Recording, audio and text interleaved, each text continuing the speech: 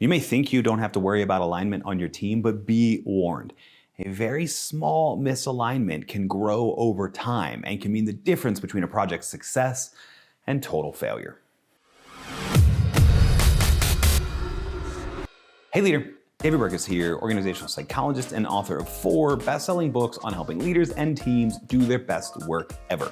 And in this episode, we're gonna talk about building alignment on your team. Team alignment and how well we understand what's expected of everyone and what we're trying to do can really make or break a team's success. I liken misalignment's potential to cause problems to sort of like what airline crews have to deal with when they're navigating an airplane, right? You might be taking off from New York, set for Los Angeles, and everybody knows where we're gonna go, but 1 degree of being off course early in the journey can compound and compound and compound, and you can end up finding yourself in Seattle or Portland or Vancouver or the Pacific Ocean because of that 1 degree of misalignment.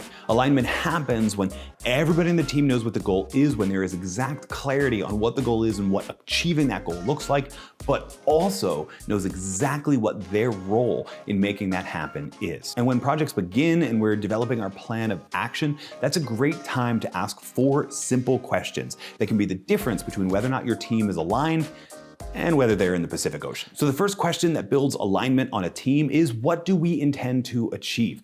What are we trying to accomplish? What does done look like? This can take the form of specific goals, specific tasks. This can be a deliverable to a client. This can be a finished product or service. This could also be a metric of improvement. Like if we're engaged in a project to try and improve quality or improve efficiency, this could be that metric. That is the thing that we are trying to achieve. Now, usually there is more than one thing we're trying to achieve, right? So there's the overarching project or mission, but there are multiple different elements of what done looks like, multiple different tasks that need to be achieved, or multiple different goals we're trying to hit, and that's okay. Expect more than one. I would say though that when you get to double digits, like when you get to 10 or 12, you're probably actually talking about multiple projects here. And so it's good you asked this question because you found out, you know what, this is actually 2 meetings with 2 different project teams. Regardless if it's 2 or if it's 1, we wanna get the answers down on paper on something that can be referenced often so the entire team is in alignment about what we intend to achieve. The second question that builds alignment on a team is,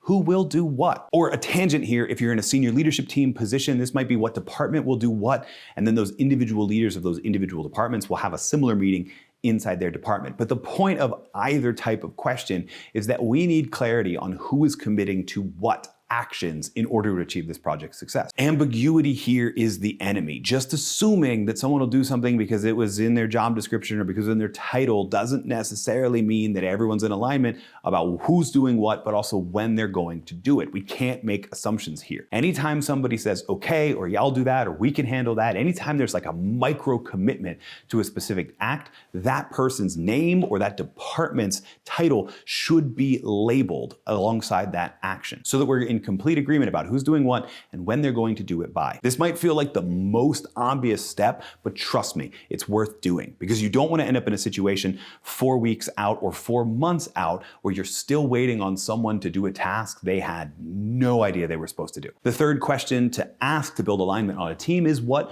resources do we need? Resources come in a variety of shapes and sizes. Sometimes resources is time, whether that's measured in weeks to complete a project or man hours to produce a product. We need to get clarity on the resource of time. We need to know how much this is going to cost in raw dollars, in debt taken on, or in resources consumed, and so we need to ask this question. Sometimes what we need is time on certain pieces of equipment or access to new pieces of equipment that need to be purchased either by the team or by some other team. This is the time to estimate all of the resources that we need and also estimate when they might be coming available and make a plan to take possession of those resources. This is also a worthwhile question to ask because if, as we're having the resources question, we realize we're missing something, we don't have availability on a certain piece of equipment, or we don't have access to as much capital as we thought we did, well, then we need to go back to step 2 and we need to make a plan for getting that resource, and that plan, that action needs to have a name attached to it or a department attached to it so we know who is responsible for gaining that resource. So once you finish this question, you're actually gonna go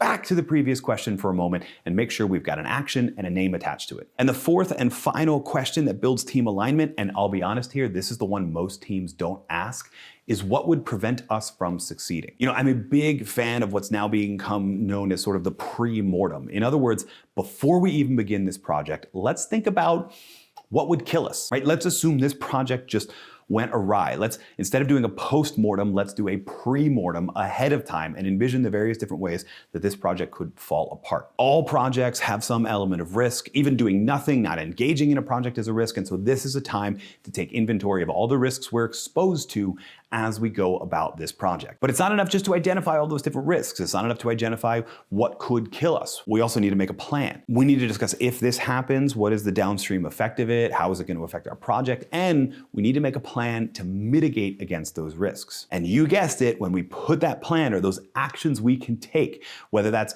taking out extra insurance, right? Whether that's doing a little bit more market research before we launch the project, whatever it is, there's usually an action attached that will help us mitigate that risk. And if there's an action attached, then that means we need to go back to step 2, who will do what, and we need to put a name or a department to that action. So you can already tell that this isn't a linear process. This is more of a cascade. We start with the question, what do we intend to achieve? We move on to who will do what. And sometimes in that conversation, we need to go back to what do we plan to achieve? We start to ask, what resources do we need? And as we identify that we need to gain additional resources we don't have yet, we go back to step 2. We start to talk about what would prevent us from succeeding. And as we do, we realize there may be even more risks we didn't think about. And so we need to mitigate for those. And then we need to go back to step 2. This won't be a simple and easy process, but neither is making sure any project is a success. The difference is we're involved in this cascade and this nonlinear process now, instead of when we've already invested too much on a failing course of action. So this process not only keeps a team aligned, but it helps shorten the odds of success by anticipating future misalignment and making a plan to mitigate that as well. Now, you may find in this process that certain people aren't willing to commit as much as other people. And that's what I love about these questions, because it's a very quick and easy inventory of who's responsible to what, which is itself a reminder that the needs of the team outweigh the needs of individual talent, that the success of the team is more important than the success of the talent. And that's why we're having this alignment conversation, because it's only on aligned teams that even your highest performing, most talented individuals can do their best work ever. Oh, and one more thing, you probably already figured it out. Building initial alignment on a team is one thing. Keeping a team aligned as you go forward is a whole other. And that actually has a lot less to do with questions and more to do with culture. So you're going to check out this video here on how to build a positive team culture. That one. You might even want to watch it with your team.